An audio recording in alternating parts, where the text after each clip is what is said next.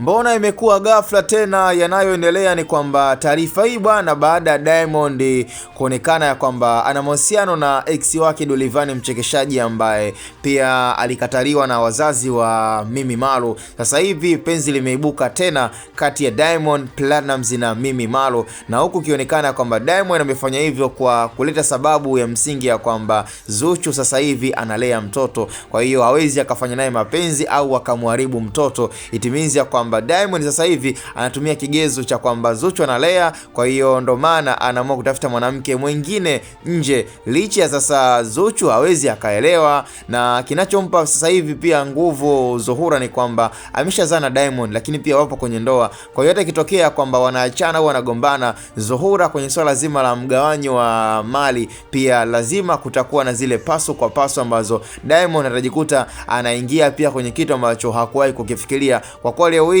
Zuchu akisema tu ya kwamba aende mahakamani na penzi ndio limevunjika, jamani, kwenye swala la mgawanyo wa mali hapo kutakuwa na kizungumkuti, na hapo Diamond ndo akili itamcheza na kichwa kitamuuma sana. Sema nisimalize sana maneno, ila ndo story iliyopo sasa hivi ambayo inamthibitishia Diamond yupo kwenye mahusiano na ex wake na Dolivani ambaye ni Mimi Marlo, kitoto cha 2000. Bana, noma sana. Hii hapa ni Bongo Mbea TV.